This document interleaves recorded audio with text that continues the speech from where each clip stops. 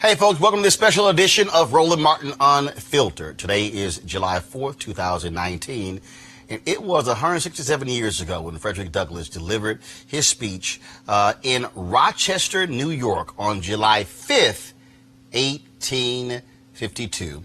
And the topic of this speech was, what to the slave is the 4th of July? It is considered one of the greatest speeches of all time, and what we have decided to do is to do a literal reading of the entire speech.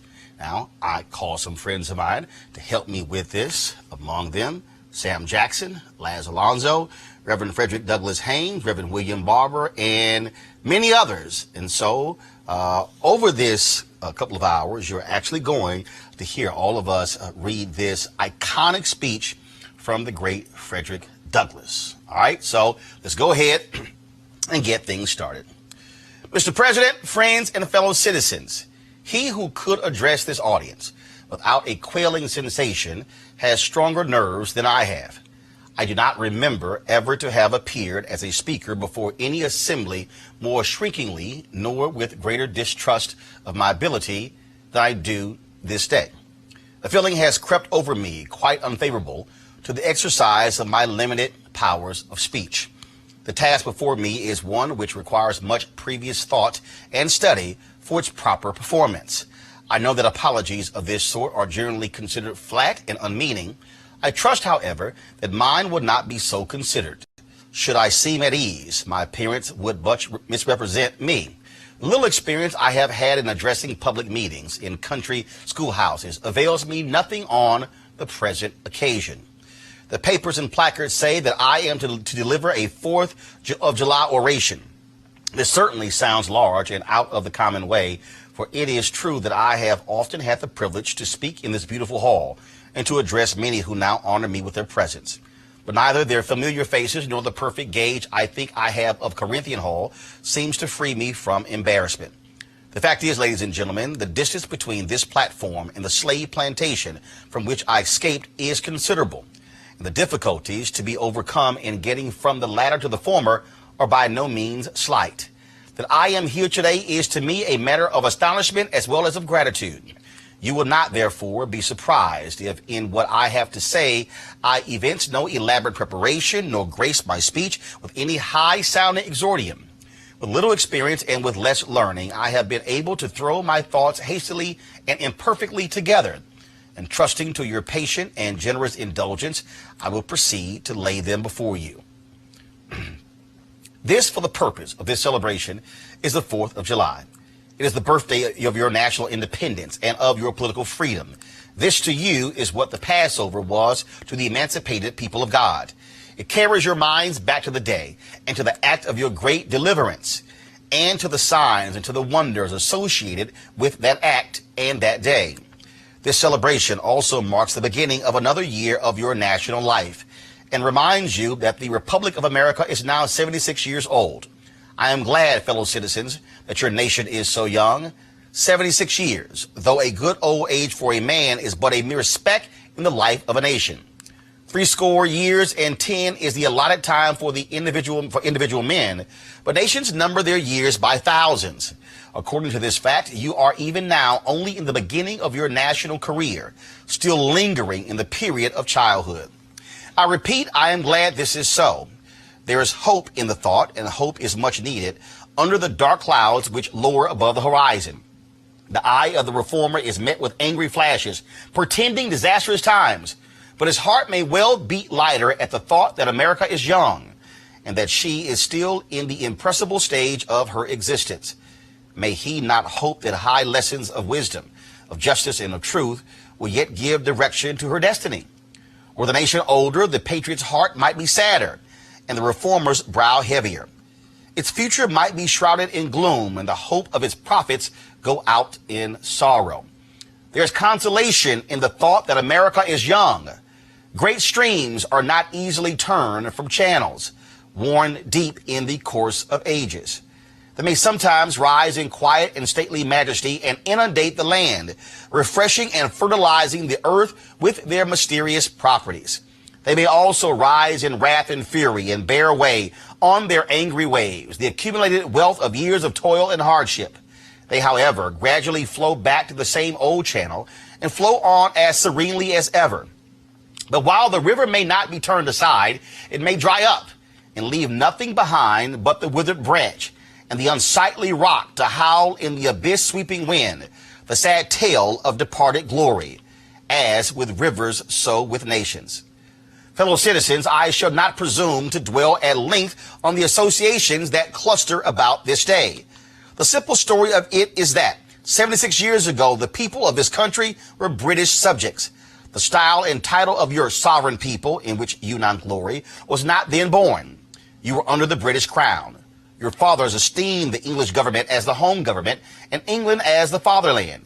This home government, you know, although a considerable distance from your home, did in the exercise of its parental prerogatives impose upon its colonial children such restraints, burdens, and limitations as, in its mature judgment, it deemed wise, right, and proper. But your fathers, who had not adopted the fashionable idea of this day, of the infallibility of government, and the absolute character of its acts, presumed to differ from the home government in respect to the wisdom and the justice of some of those burdens and restraints.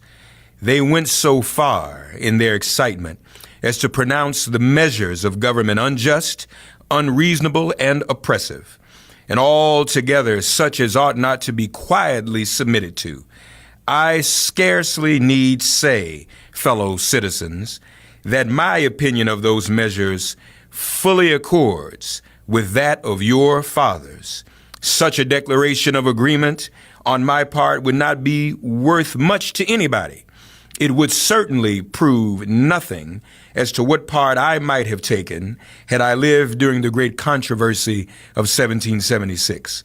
To say now that America was right and England wrong is exceedingly easy. Everybody can say it. The dastard, not less than a noble brave, can flippantly descant on the tyranny of England towards the American colonies. It is even fashionable to do so. But there was a time when to pronounce against England and in favor of the cause of the colonies tried men's souls. They who did so were accounted in their day plotters of mischief, agitators and rebels, dangerous men, to side with the right against the wrong, with the weak against the strong, and with the oppressed against the oppressor. Here lies the merit, and the one which, of all others, seems unfashionable in our day. The cause of liberty may be stabbed by the men who glory in the deeds of your fathers. But to proceed, feeling themselves harshly and unjustly treated by the home government, your fathers, like men of honesty and men of spirit, earnestly sought redress.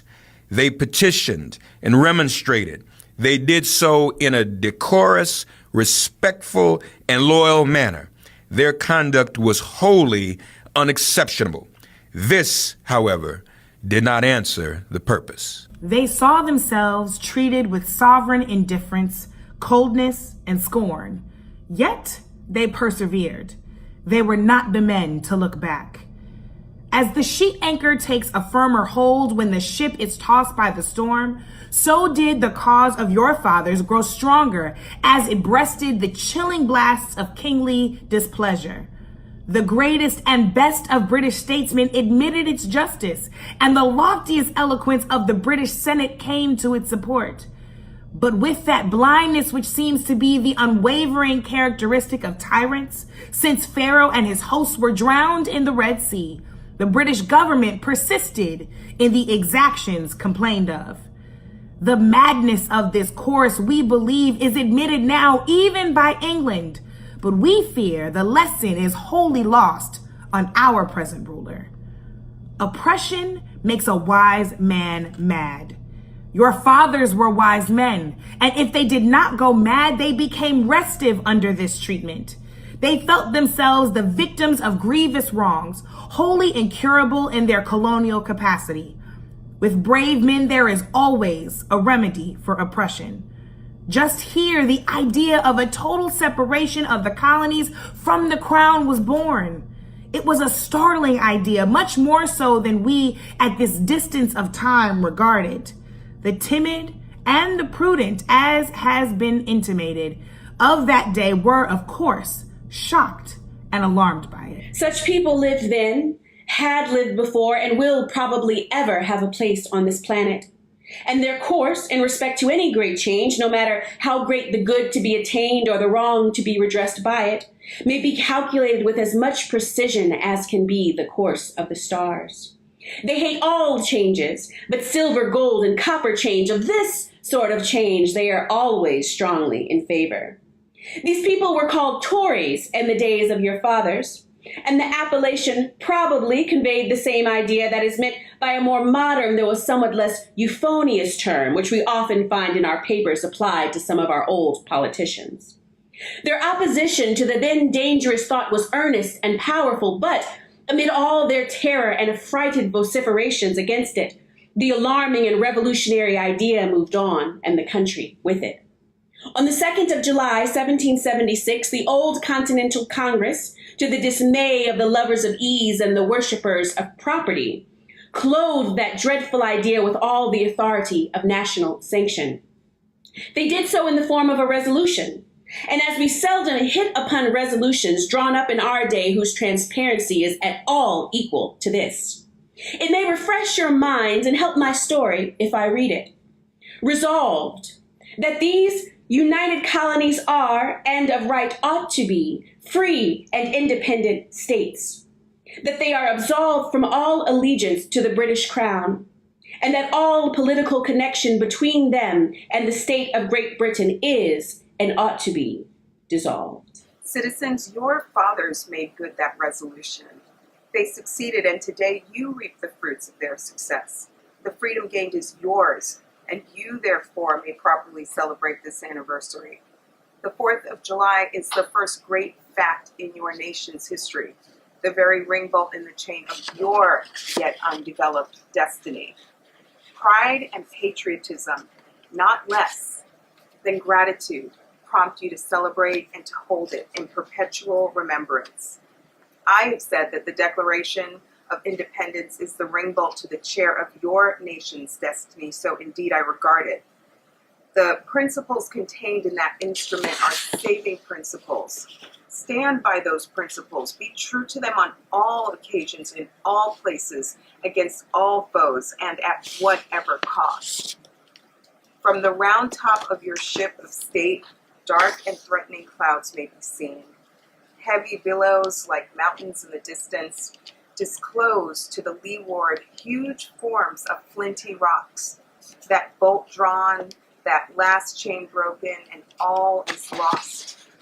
Cling to this day, cling to it and to its principles with the grasp of a storm-tossed mariner to a spar at midnight. The coming into being a nation in any circumstances is an interesting event. But besides general considerations, there were peculiar circumstances which make the advent of this republic an event of special attractiveness. The whole scene, as I look back to it, was simple, dignified, and sublime. The population of the country at the time stood at the insignificant number of 3 million. The country was poor in the munitions of war. The population was weak and scattered, and the country a wilderness unsubdued. There were then no means of concert and combination such as exists now. Neither steam nor lightning had been then reduced to order and discipline. From the Potomac to the Delaware was a journey of many days. Under these and innumerable other disadvantages, your fathers declared for liberty and independence and triumphed. Fellow citizens, I am not wanting in respect for the fathers of this republic. The signers of the Declaration of Independence were brave men. They were great men, too, great enough to give fame to a great age. It does not often happen to a nation to raise at one time such a number of truly great men. The point from which I am compelled to view them is not certainly the most favorable. Yet I cannot contemplate their great deeds with less than admiration. They were statesmen, patriots, and heroes. And for the good they did and the principles they contended for, I will unite with you to honor their memory. They loved their country better than their own private interests. And though this is not the highest form of human excellence, all will concede that it is a rare virtue, and that when it is exhibited, it ought to command respect. He who will intelligently lay down his life for his country is a man whom it is not in human nature to despise. Your fathers staked their lives, their fortunes, and their sacred honor on the cause of their country. In their admiration of liberty, they lost sight of all other interest. They were peacemen, but they preferred revolution to peaceful submission to bondage. They were quiet men, but they did not shrink from agitating against oppression. They showed forbearance, but that they knew its limits. They believed in order, but not in the order of tyranny. With them, nothing was settled that was not right. With them, justice, liberty, and humanity were final, not slavery and oppression. You may well cherish the memory of such men. They were great in their day and generation. Their solid manhood stands out the more as we contrast it with these degenerate times. How circumspect, exact, and proportionate were all their movements. How unlike the politicians of an hour. Their statesmanship looked beyond the passing moment and stretched away in strength into the distant future. They seized upon eternal principles and set a glorious example in their defense. Mark them. Fully appreciating the hardship to be encountered, firmly believing in the right of their cause, honorably inviting the scrutiny of an onlooking world, reverently appealing to heaven to attest their sincerity, soundly comprehending the solemn responsibility they were about to assume, wisely measuring the terrible odds against them, your fathers, the fathers of this republic, did, most deliberately, under the inspiration of a glorious patriotism and with a sublime faith in the great principles of justice and freedom, lay deep the cornerstone of the national superstructure, which has risen and still rises in grandeur around you. Of this fundamental work, this day is the anniversary. Our eyes are met with demonstrations of joyous enthusiasm. Banners and pennants wave exultingly on the breeze. The din of business, too, is hushed. Even Mammon seems to have quitted his grasp on this day. The ear-piercing fife and the steering drum unite their accents with the ascending peal of 1,000 church bells. Prayers are made, hymns are sung, and sermons are preached in honor of this day.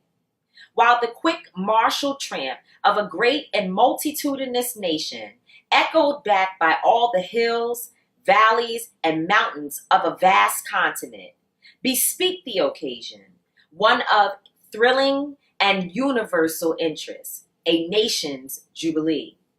Friends and citizens, I need not enter further into the causes which led to this anniversary. Many of you understand them better than I do. You can instruct me in regard to them.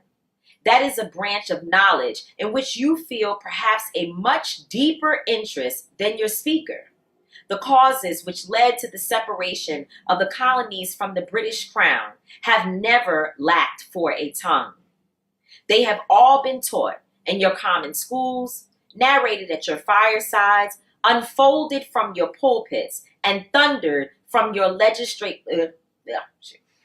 They have all been taught in your common schools, narrated at your firesides, unfolded from your pulpits, and thundered from your legislative halls, and are as familiar to you as household words. They form the staple of your national poetry and eloquence. I remember also that as a people, Americans are remarkably familiar with all facts which make it in their own favor. This is esteemed by some as a national trait, perhaps a national weakness. It is a fact that whatever makes for the wealth or for the reputation of Americans and can be had cheap will be found by Americans. I shall not be charged with slandering Americans. If I say I think the American side or any question may be safely left in American hands, I leave. Therefore, the great deeds of your fathers to other gentlemen who claim to have been regularly descended will be less likely to be disputed than mine. My business, if I have any here today, is with the present, the accepted time with God, and his cause is the ever-living now. Trust no future, however pleasant. Let the dead past bury its dead. Act in the living present, heart within, and God overhead. We have to do this with the past, only as we can make it useful to the present and to the future, to all inspiring motives, to noble deeds, which can be gained from the past. We are welcome, but now is their time, the important time. Your fathers have lived, died, and have done their work, and have done much of it well. You live and must die, and you must do your work. You have no right to enjoy a child's share in the labor of your fathers, unless your children are to be blessed by your labors. You have no right to wear out and waste the hard-earned fame of your fathers to cover your indolence. Sidney Smith tells us that men seldom eulogize the wisdom and virtue of their fathers, but to excuse some folly or wickedness of their own. The truth is not a doubtful one. There are illustrations of it near and remote, ancient and modern. It was fashionable hundreds of years ago for the children of Jacob to boast, "We have Abraham to our father," when they had long lost Abraham's faith and spirit. The people contented themselves under the shadow of Abraham's great name while they repudiated the deeds which made his name great. Need I remind you that a similar thing is being done all over this country today? Need I tell you that the Jews are not the only people who built the tombs of the prophets and garnished the sepulchres of the righteous? Washington could not die till he had broken the chains of his slaves. Yet his monument is built up by the price of human blood, and the traitors in the bodies and souls of men shout, "We have Washington to our father." Alas, that it should be so, yet so it is. The evil that men do lives after them. The good is oft interred with the evil that men do, lives after them. The good is oft interred with their bones. Fellow citizens, pardon me. Allow me to ask, why am I called upon to speak here today?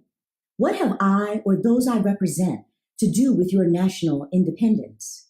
Are the great principles of political freedom and of natural justice embodied in that Declaration of Independence extended to us? And am I, therefore, called upon to bring our humble offering to the national altar and to confess the benefits and express devout gratitude for the blessings resulting from your independence to us? Would to God, both for your sakes and ours, that an affirmative answer could be truthfully returned to these questions. Then would my task be light and my burden easy and delightful. For who is there so cold that a nation's sympathy could not warm him? Who so obdurate and dead to the claims of gratitude that would not thankfully acknowledge such priceless benefits? Who so stolid and selfish that would not give his voice to swell the hallelujahs of a nation's jubilee when the chains of servitude had been torn from his limbs? I am not that man. In a case like that, the dumb might eloquently speak and the lame man leap as an art. But such is not the state of the case. I say it with a sad sense of the disparity between us. I am not included within the pale of this glorious anniversary. Your high independence only reveals the immeasurable distance between us. The blessings in which you, this day, rejoice are not enjoyed in common. The rich inheritance of justice, liberty, prosperity, and independence bequeathed by your fathers is shared by you, not by me. The sunlight that brought life and healing to you has brought stripes and death to me. This 4th of July is yours, not mine. You may rejoice. I must mourn.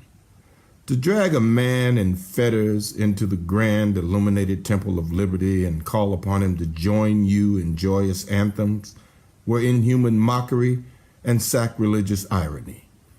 Do you mean, citizens, to mock me by asking me to speak today?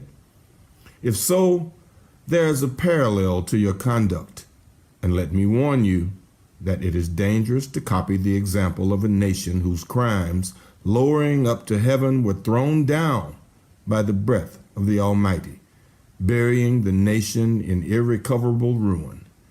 I can today take up the plaintive lament of a peeled and woe-smitten people. By the rivers of Babylon, there we sat down. Yea, we wept when we remembered Zion. We hanged our harps upon the willows in the midst thereof, for there they that carried us away captive required of us a song, and they who wasted us required of us mirth, saying, Sing us one of the songs of Zion. How can we sing the Lord's song in a strange land? If I forget thee, O Jerusalem, let my right hand forget her cunning. If I do not remember thee, let my tongue cleave to the roof of my mouth. Fellow citizens, above your national tumultuous joy, I hear the mournful wail of millions. Chains heavy and grievous yesterday are today rendered intolerable by the jubilee shouts that reach them. If I forget, if I do not faithfully remember those bleeding children of sorrow this day, may my right hand forget her cunning, and may my tongue cleave to the roof of my mouth. To forget them, to pass lightly over their wrongs, and to chime in with popular theme would be treason most scandalous and shocking, and would make me reproach before God and the world. My subject, fellow citizens, is American slavery. I shall see this day and its popular characteristics from the slave's point of view. Standing there, identified with the American bondsman, making his wrongs mine, I do not hesitate to declare with all my soul that the character and conduct of this nation never looked blacker to me than on the 4th of July. Whether we turn to the declarations of past or to the professions of the present, the conduct of the nation seems equally hideous and revolting. America is false to the past, false to the present, and solemnly binds herself to the false to the future.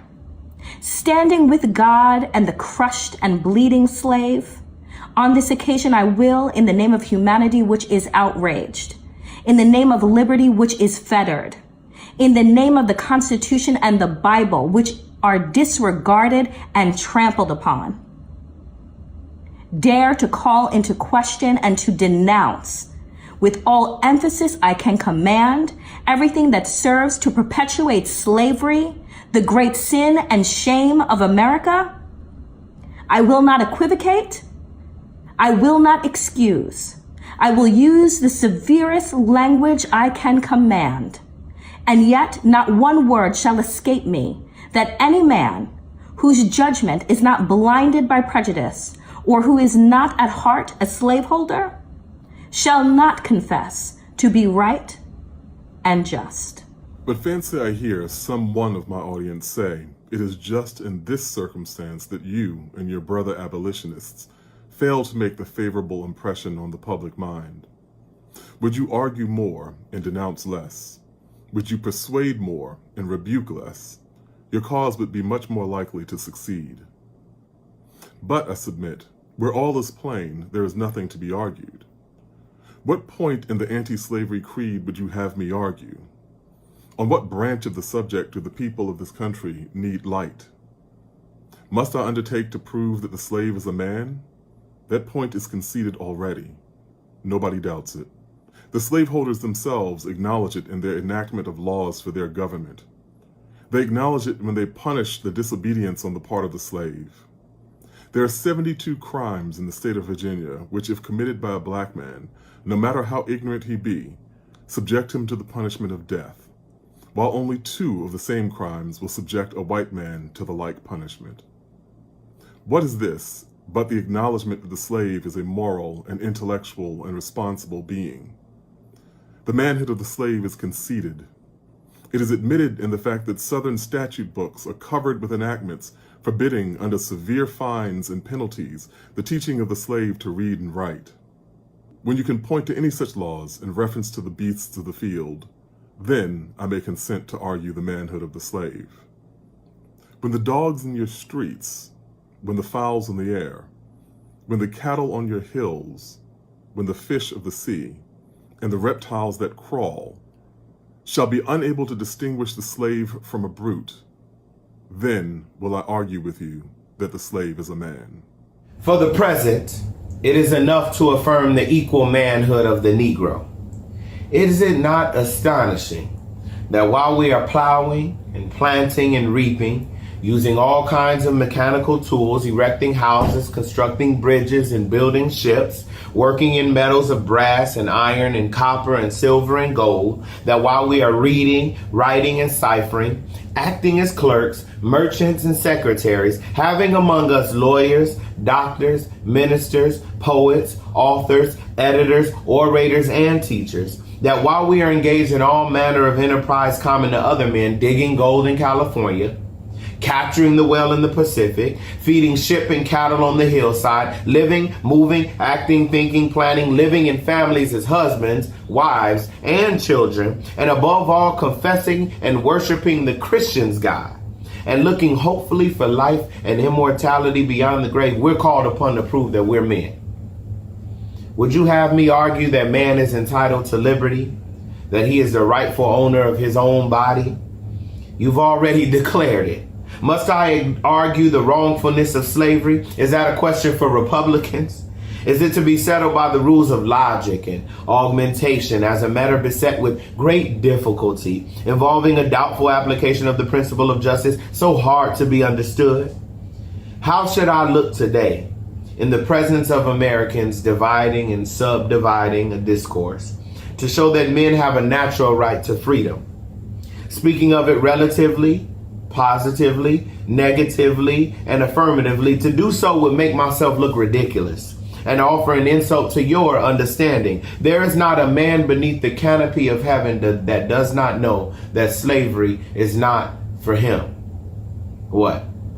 Am I to argue that it's wrong to make men brutes, to rob them of their liberty, to work them without wages, to keep them ignorant of their relations to other men, to beat them with sticks, to flay their flesh with the lash, to load their limbs with irons, to hunt them with dogs, sell them at auction, to sunder their families, to knock out their teeth, to burn their flesh, to starve them into obedience and submission to their masters? Must I argue that a system thus marked with blood and stained with pollution is wrong?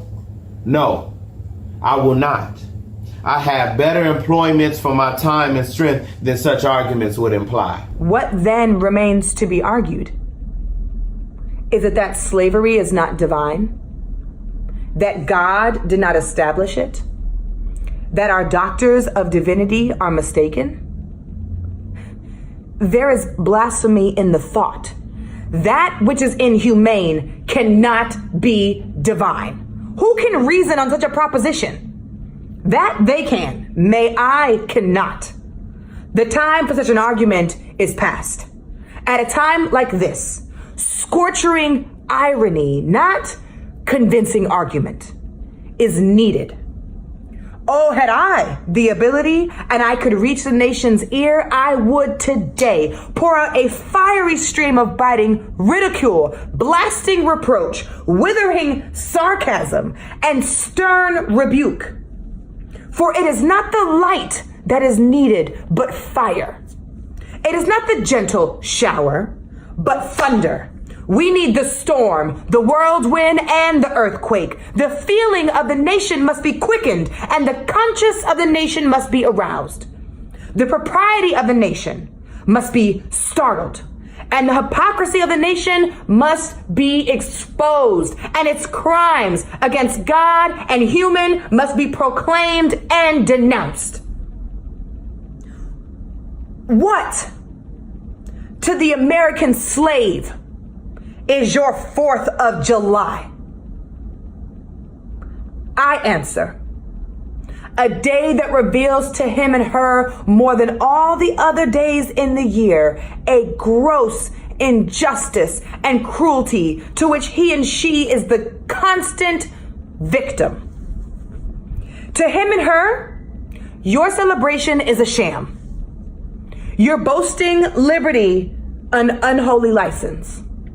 Your national greatness, a swelling vanity. Your sounds of rejoicing are empty and heartless, and your denunciation of tyrants, brass-fronted impudence. Your shouts of liberty and equality, hollow mockery. Your prayers and hymns, your sermons and thanksgivings, with all of your religious parade. The solemnity are to him and her mere bombast, fraud, depiction, and hypocrisy. A thin veil to cover up the crimes which should disgrace a nation of savages. There is not a nation on this earth more guilty of practices more shocking and bloody than are the people of these United States at this very hour. Go where you may, search where you will. Roam through all the monarchies and despotisms of the old world. Travel through South America, search out every abuse, and when you have found the last, lay your facts by the side of everyday practices of this nation, and you will say with me that for revolting barbarity and shameless hypocrisy, America reigns without a rival. Take the American slave trade, which we are told by the papers is especially prosperous just now. Ex-Senator Benton tells us that the price of men has never been higher than now. He mentions the fact to show that slavery is in no danger. This trade is one of the peculiarities of American institutions. It is carried out in all the large towns and cities in one half of this Confederacy, and millions are pocketed every year by dealers in this horrid traffic. In several states, this trade is a chief source of wealth. It is called, in contradistinction to the foreign slave trade, the internal slave trade. It is probably called so, too, in order to divert from its horror with which the foreign slave trade is contemplated. That trade has long since been denounced by this government as piracy. It has been denounced with burning words from the high places of the nation as an execrable traffic. To arrest it, to put an end to it, this nation keeps a squadron at immense cost on the coast of Africa. Everywhere in this country, it is safe to speak of this foreign slave trade as a most inhuman traffic, opposed alike to the laws of God and of man.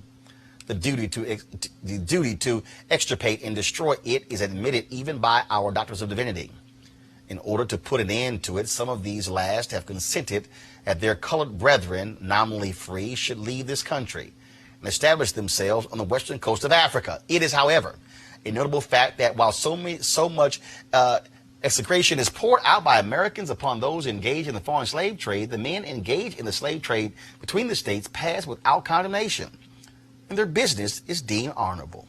Behold the practical operation of this internal slave trade, the American slave trade, sustained by American politics and American religion. Here you will see men and women reared like swine for the market. You know what is a swine drover?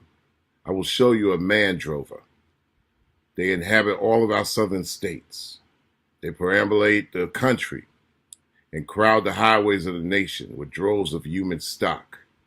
You will see one of these human flesh jobbers armed with pistol, whip, and bowie knife, driving a company of 100 men, women, and children from the Potomac to the slave market at New Orleans. These wretched people are to be sold singly or in lots to suit purchasers. They are food for the cotton field and the deadly sugar mill. Mark the sad procession as it moves warily along, and the inhuman wretch who drives them. Hear his savage yells and his blood-chilling oaths as he hurries onto his affrighted captives. There, see the old man, with locks thinned and gray. Cast one glance, if you please, upon that young brother, whose shoulders are bare to the scorching sun, her briny tears falling on the brow of the babe in her arms. See, too, that girl of 13 weeping, yes, weeping, as she thinks of her mother from whom she's been torn.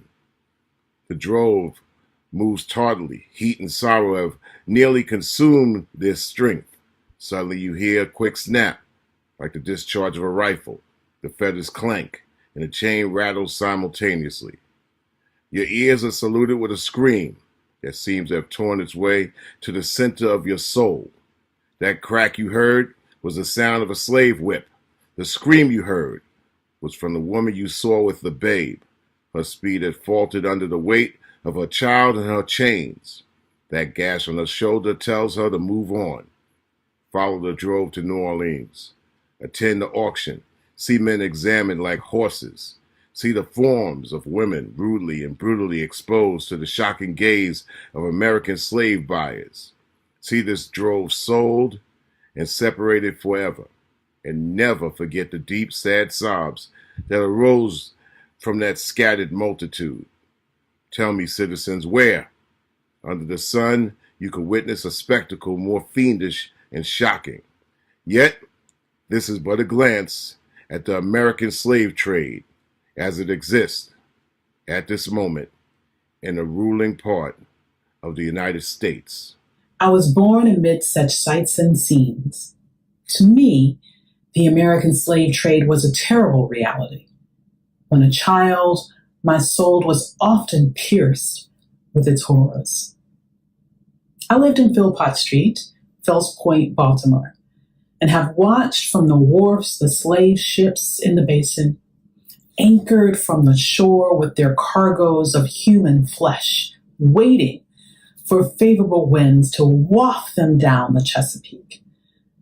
There was at that time a grand slave mart kept at the head of Pratt Street by Austin Woodfolk. His agents were sent into every town and county in Maryland announcing their arrival through the papers and on flaming handbills headed "Cash for Negroes." These men were generally well-dressed men and very captivating in their manners, ever ready to drink, to treat, and to gamble. The fate of many a slave has depended upon the turn of a single card, and many a child has been snatched from the arms of its mother by bargains arranged in a state of brutal drunkenness. The fleshmongers gather up their victims by the dozens and drive them chained to the General Depot at Baltimore. When a sufficient number have been collected here, a ship is chartered for the purpose of conveying the forlorn crew to Mobile or to New Orleans. From the slave prison to the ship, they are usually driven in the darkness of night, for since the anti-slavery agitation, a certain caution is observed. In the deep, still darkness of midnight, I have been often aroused by the dead, heavy footsteps and the piteous cries of the chain gangs that passed our door. The anguish of my boyish heart was intense, and I was often consoled when speaking to my mistress in the morning to hear her say that the custom was very wicked, and that she hated to hear the rattle of the chains and the heart-rending cries. I was glad to find one who sympathized with me in my horror. Fellow citizens, this murderous traffic is today in active operation in this boasted republic. In the solitude of my spirit, I see clouds of dust raised on the highways of the South. I see the bleeding footsteps. I hear the doleful wail of fettered humanity on the way to the slave markets, where the victims are to be sold like horses, sheep, and swine, knocked off to the highest bidder. There I see the tenderest of ties ruthlessly broken to gratify the lust, caprice, and reciprocity of the buyers and sellers of men. My soul sickens at the sight. Are these the graves that slumber in? But a still more inhuman, disgraceful, and scandalous state of things remains to be presented. By an act of the American Congress, not yet 2 years old, slavery has been nationalized in its most horrible and revolting form. By that act, Mason and Dixon's line has been obliterated. New York has become as Virginia, and the power to hold, hunt, and sell men and women and children as slaves remains no longer a mere state institution, but is now an institution of the whole United States. The power is coextensive with the Star-Spangled Banner and American Christianity. Where these go, may also go the merciless slave hunter. Where these are, man is not sacred. He is a bird for the sportsman's gun. By that most foul and fiendish of all human degrees, the liberty and person of every man are put in peril. Your broad Republican domain is hunting ground for men, not for thieves and robbers, enemies of society merely, but for men guilty of no crime. Your lawmakers have commanded all good citizens to engage in this hellish sport. Your president, your secretary of state, our lords, nobles, and ecclesiastics enforce as a duty you owe to your free and glorious country and to your God that you do this accursed thing.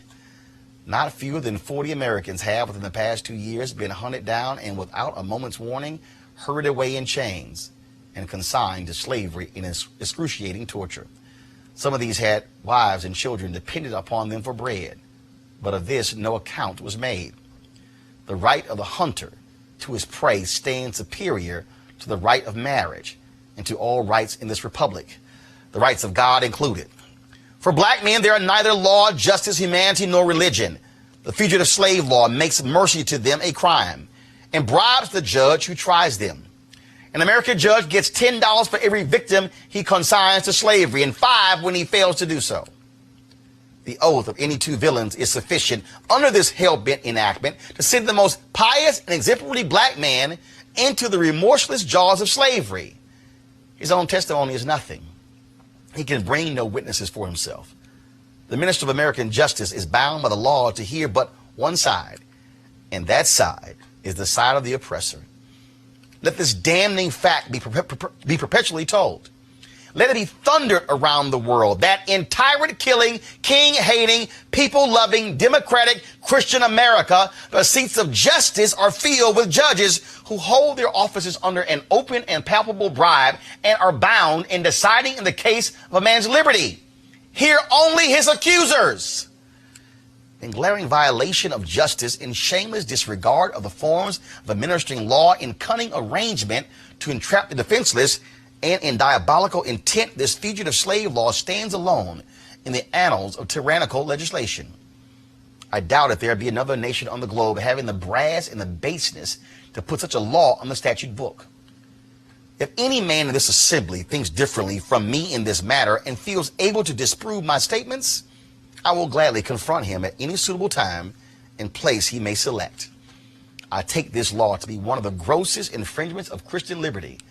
And if the churches and ministers of our country were not stupidly blind or most wickedly indifferent, they too would so regard it. At the very moment that they are thanking God for the enjoyment of civil and religious liberty and for the right to worship God according to the dictates of their own consciences, they are utterly silent in respect to a law which robs religion of its chief significance and makes it utterly worthless to a world lying in wickedness.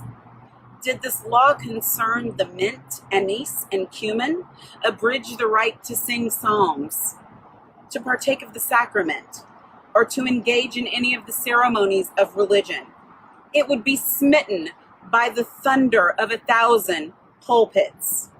A general shout would go up from the church demanding repeal, repeal, instant repeal. And it would go hard with that politician who presumed to solicit the votes of the people without inscribing this motto on his banner. Further, if this demand were not complied with, another Scotland would be added to the history of religious liberty. And the stern old Covenanters would be thrown into the shade. A John Knox would be seen at every church door and heard from every pulpit. And Fillmore would have no more quarter than was shown by Knox to the beautiful but treacherous Queen Mary of Scotland.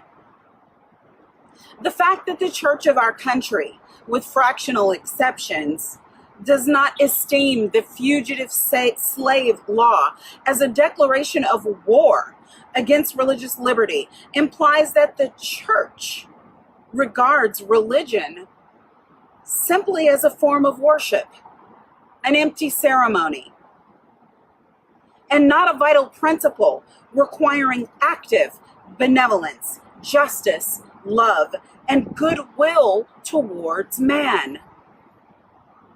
It esteems sacrifice above mercy, psalm singing above right doing, solemn meetings above practical righteousness, a worship that can be conducted by persons who refuse to give shelter to the houseless, to give bread to the hungry, clothing to the naked, and who enjoin obedience to a law forbidding these acts of mercy is a curse, not a blessing, to mankind. The Bible addresses all such persons as scribes, Pharisees, hypocrites, who pay tithe of mint, anise, and cumin, and have omitted the weightier matters of the law, judgment, mercy, and faith. But the church of this country is not only indifferent to the wrongs of the slave, it actually takes sides with the oppressors. It has made itself the bulwark of American slavery and the shield of American slave hunters. Many of its eloquent divines, who stand as the very lights of the church, have shamelessly given the sanction of religion and the Bible to the whole slave system. They have taught that man may properly be a slave, that the relation of master and slave is ordained by God, that to send back an escaped bondman to his master is clearly the duty of all the followers of the Lord Jesus Christ. And this horrible blasphemy is palmed off upon the world for Christianity. Welcome infidelity, welcome atheism, welcome anything in preference to the gospel is preached by those divines. They convert the very name of religion into an engine of tyranny and barbarous cruelty, and serve to confirm more infidels in this age than all the infidel writings of Thomas Paine, Voltaire, and Bolingbroke put together have done. These ministers make religion a cold and flinty-hearted thing, having neither principles of right action nor bowels of compassion. They strip the love of God of its beauty and leave the throng of religion a huge, horrible, repulsive form. It is a religion for oppressors, tyrants, man-stealers, and thugs. It is not that pure and undefiled religion which is from above, and which is first pure, then peaceable, easy to be entreated, full of mercy and good fruits, without partiality and without hypocrisy, but a religion which favors the rich against the poor, which exalts the proud above the humble, which divides mankind into two classes, tyrants and slaves, which says to the man in chains, stay there, and to the oppressor, oppress on. It is a religion which may be professed and enjoyed by all the robbers and enslavers of mankind. It makes God a respecter of persons, denies the fatherhood of the race, and tramples in the dust the great truth of the brotherhood of man.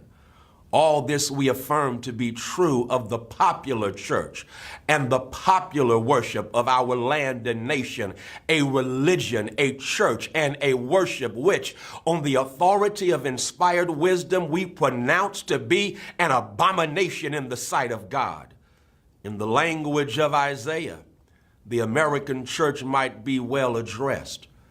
Bring no more vain ablations. Incense is an abomination unto me. The new moons and Sabbaths, the calling of assemblies, I cannot away with. It is iniquity, even the solemn meeting. Your new moons and your appointed feast, my soul hateth.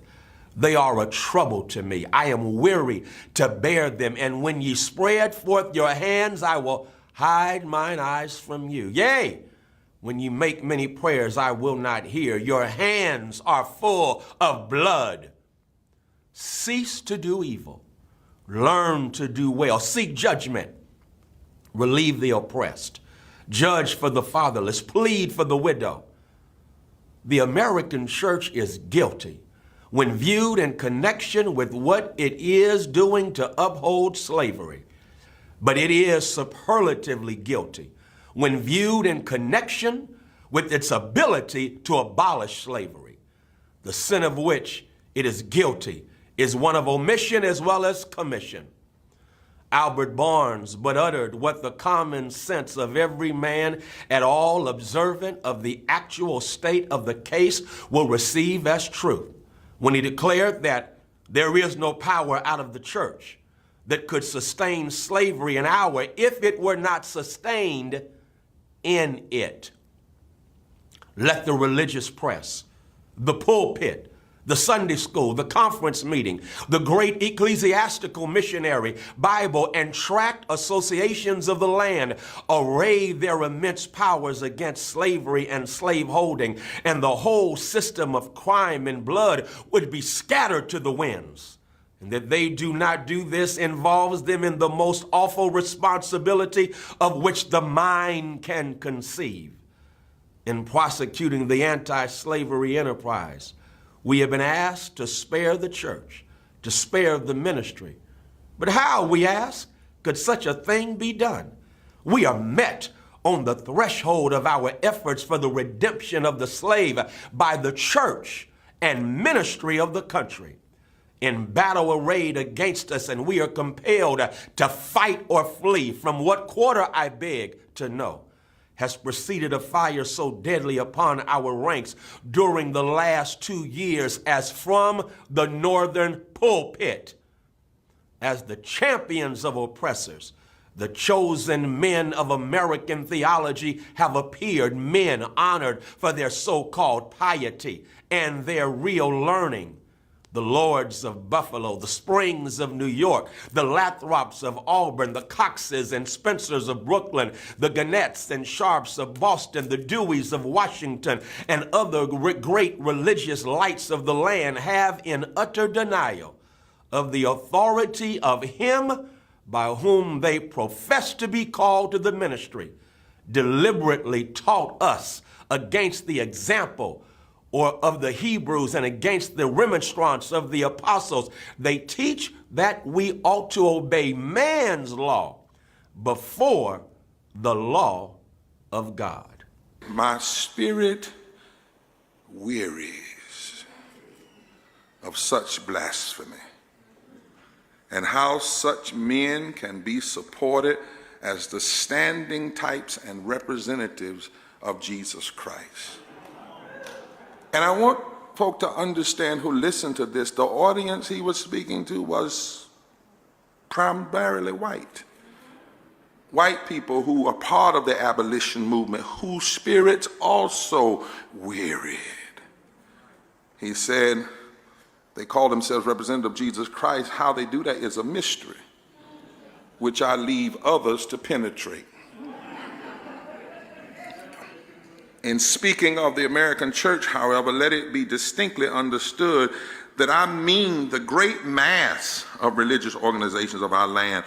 There are exceptions, and I thank God that there are. Noble men may be found scattered all over these northern states, of whom Henry Ward Beecher of Brooklyn and Samuel J. May of Syracuse and my esteemed friend, the Reverend R.R. Raymond on the platform are shining examples. And let me say further that upon these men lies the duty to inspire our ranks with high religious faith and zeal and to cheer us on in the great mission of the slave's redemption from his chains. But one is struck with the difference between the attitude of the American church toward the anti-slavery movement and that occupied by the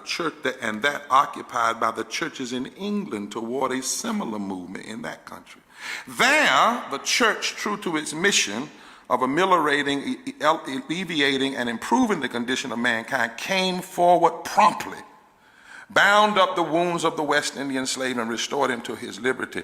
There, the question of emancipation was a high religious question. It was demanded in the name of humanity and according to the laws of the living God. The Sharps, the Clarkstons, the Wilberforces, the Buxtons, the Burchells, the Nibbs were alike famous for their piety and their philanthropy.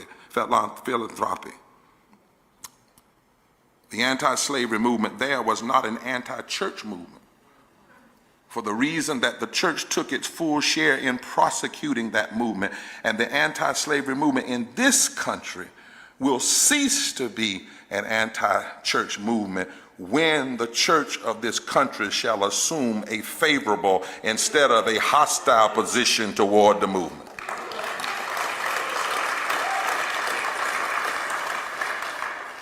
Americans, he said, your Republican politics, not less than your Republican religion, are flagrantly inconsistent. You boast of your love of liberty, your superior civilization, and your pure Christianity, while the whole political power of the nation is solemnly pledged to support and perpetrate the enslavement of 3 million of your countrymen. You hurl your anathemas at the crown-headed tyrants of Russia and Austria and pride yourselves in the democratic institution, while you yourselves consent to be mere tools and bodyguards of the tyrants of Virginia and Carolina. You invite to your shores fugitives of oppression from abroad, honor them with banquets, greet them with ovations, cheer them, toast them, salute them, protect them, and pour out your money to them like water. But the fugitives of your own land you advertise, hunt, arrest, shoot, and kill. You glory in your refinement and your universal education, and yet you maintain a system as barbarous and dreadful as ever stained the character of a nation. You shed tears over fallen hungry and make the sad stories of her wrong the theme of your poets and statesmen and orators till your gallant sons are ready to fly to arms to vindicate her cause against her oppressor.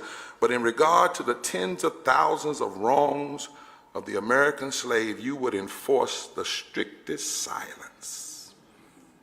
You're all on fire at the mention of liberty for France or Ireland, but you're as cold as an iceberg at the thought of liberty for the enslaved of America.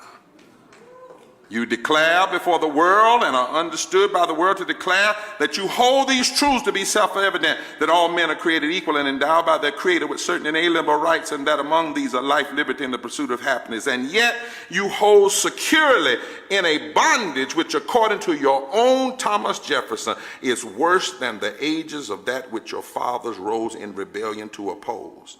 A seventh part of the inhabitants of your country. Fellow citizens, I will not enlarge further on your national inconsistencies. The existence of slavery in this country brands your republicanism as a sham, your humanity as a base pretense, and your Christianity as a lie. It destroys your moral power abroad. It corrupts your politicians at home. It saps the foundation of religion. It makes your name a hissing and a byword to a mocking earth. It is the antagonistic force in your government, the only thing that seriously disturbs and endangers your union. It fetters your progress. It is the enemy of improvement, the deadly foe of education. It fosters pride. It breeds insolence. It promotes vice. It is a curse to the earth that supports it, and yet you cling to it as if it were the sheet anchor of all your hopes. Oh, be warned. Be warned. A horrible reptile is coiled up in your nation's bosom. The venomous creature is nursing at the tender breast of your youthful republic. For the love of God, tear away and fling from you this hideous monster, and let the weight of 20 millions crush and destroy it forever. But it is answered in reply to all this, that precisely what I have now denounced is in fact guaranteed and sanctioned by the Constitution of the United States. That the right to hold and to hunt slaves is a part of that Constitution, framed by the illustrious fathers of this republic. Then, I dare to affirm, notwithstanding all I have said before, your fathers stooped, basely stooped to palter with us in a double sense, and keep the word of promise to the ear, but break it to the heart. And instead of being the honest men I have before declared them to be, they were the veriest impostors that ever practiced on mankind. This is the inevitable conclusion, and from it there is no escape. But I differ from those who charge this baseness on the framers of the Constitution of the United States. It is a slander upon their memory, at least so I believe. There is not time now to argue the constitutional question at length, nor have I the ability to discuss it as it ought to be discussed. The subject has been handled with masterly power by Lysander Spooner, Esquire, by William Goodell, by Samuel E. Sewell, Esquire, and last, though not least, by Gerrit Smith, Esquire. These gentlemen have, as I think, fully and clearly vindicated the Constitution from any design to support slavery for an hour. Fellow citizens, there is no matter in respect to which the people of the North have allowed themselves to be so ruinously imposed upon as that of the pro-slavery character of the Constitution. In that instrument, I hold there is neither warrant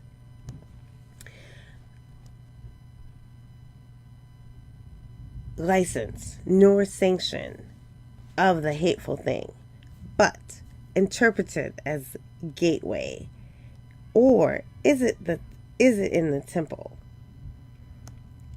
It is neither.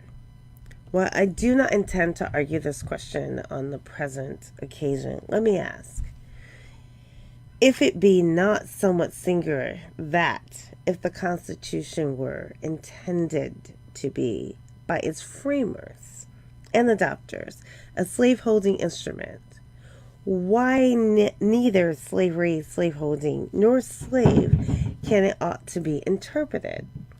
The Constitution is a glorious liberty document. Read its preamble. Consider its purposes. Is slavery among them? We're asking. Is it at the anywhere be found in it? What would be thought of an instrument drawn up, legally drawn up, for the purpose of entitling the city of Rochester to a tract of land in which no mention of land was made? Now, there are certain rules of interpretation for the proper understanding of all legal instruments. These rules are well established. They are plain, common sense rules such as you and I and all of us can understand and apply without having passed years in the study of law. I scout the idea that the question of the constitutionality or unconstitutionality of slavery is not a question for the people. I hold that every American citizen has the right to form an opinion of the Constitution and to propagate that opinion, and to use all honorable means to make his opinion the prevailing one. Without this right, the liberty of an American citizen would be as insecure as that of a Frenchman.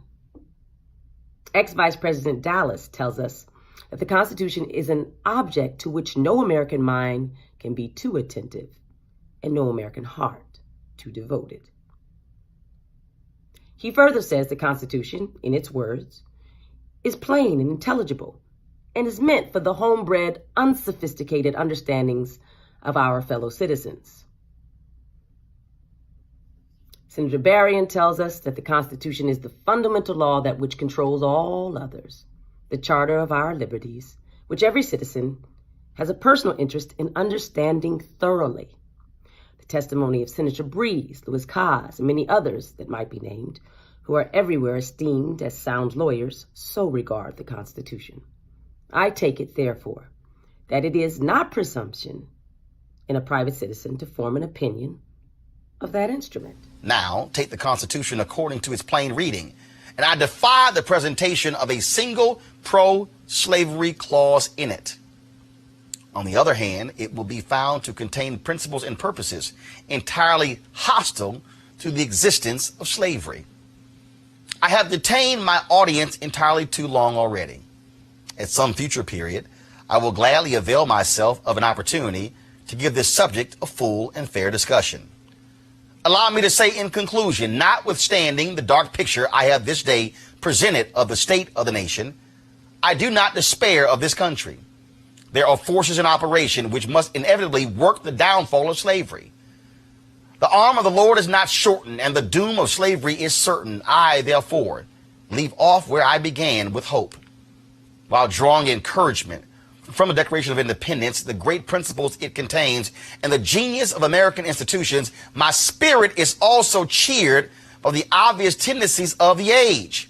Nations do not now stand in the same relation to each other as they did ages ago. No nation can now shut itself up from the surrounding world and trot round in the same old path of its fathers without interference.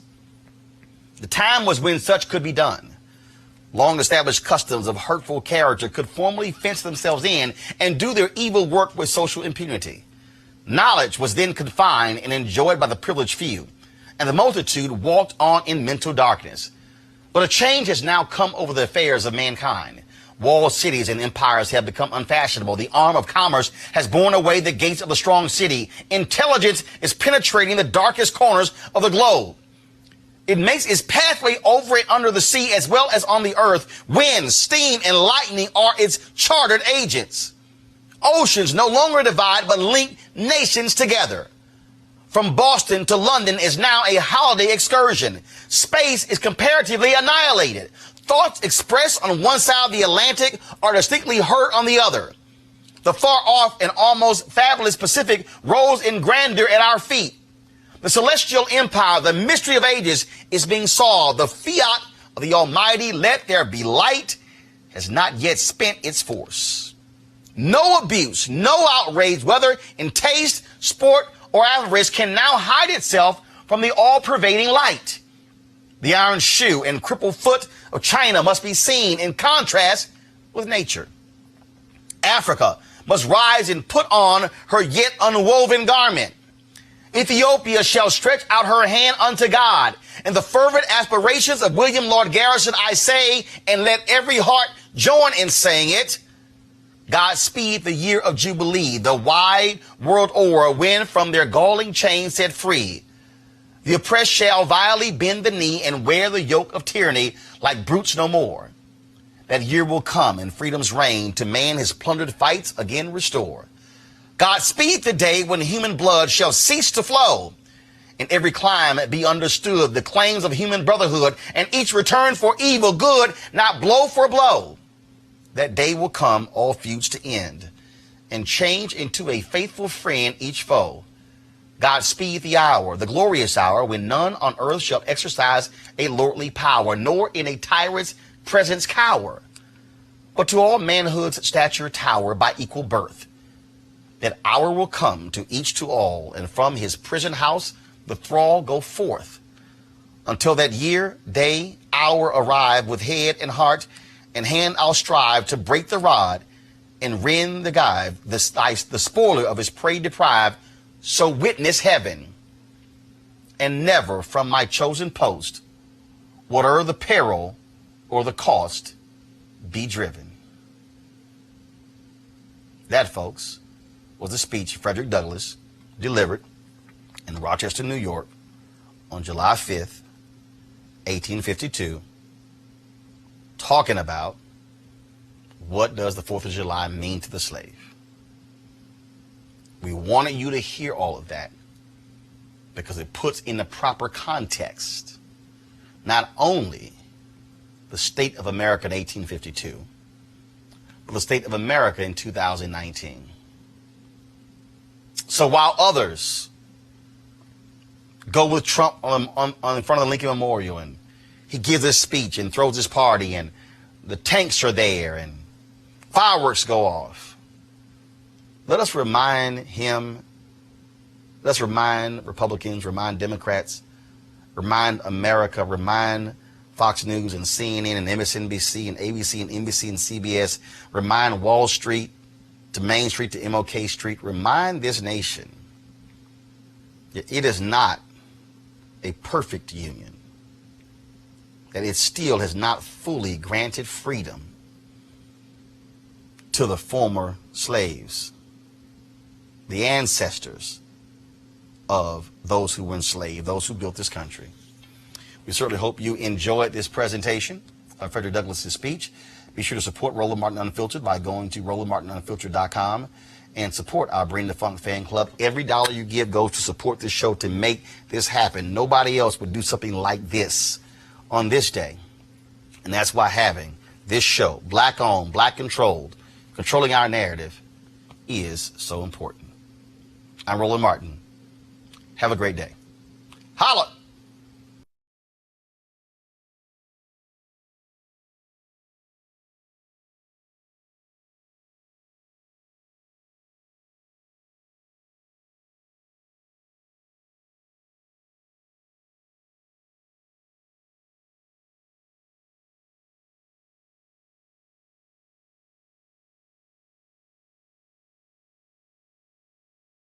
You want to check out Roland Martin Unfiltered? YouTube.com/Roland S. Martin. And subscribe to our YouTube channel. There's only one daily digital show out here that keeps it black and keep it real. It's Roland Martin Unfiltered. See that name right there? Roland Martin Unfiltered. Like, share, and subscribe to our YouTube channel. That's YouTube.com/Roland S. Martin. And don't forget to turn on your notifications so when we go live, you'll know it. You want to support Roland Martin Unfiltered? Be sure to join our Bring the Funk fan club. Every dollar that you give to us supports our daily digital show. There's only one daily digital show out here that keeps it black and keep it real. It's Roland Martin Unfiltered. Support the Roland Martin Unfiltered daily digital show by going to RolandMartinUnfiltered.com. Our goal is to get 20,000 of our fans contributing $50 each for the whole year. You can make this possible. RolandMartinUnfiltered.com. Hey everybody, this is Sherry Shepherd. You're watching Roland Martin Unfiltered, and while he's doing Unfiltered, I'm practicing the wobble. Yes, I am. Because Roland Martin's the one, he will do it backwards, he will do it on the side. He messes everybody up when he gets into the wobble, because he doesn't know how to do it, so he does it backwards. And it messes me up every single time. So, I'm working on it. I got it. You got Roland Martin. Hi, my name is LaToya Luckett, and you're watching Roland Martin Unfiltered. What's going on, everybody? It's your boy Mac Wiles, and you are watching Roland Martin Unfiltered. What's up, y'all? It's Ryan Destiny, and you're watching Roland Martin Unfiltered. What up, Lana Well, and you are watching Roland Martin Unfiltered.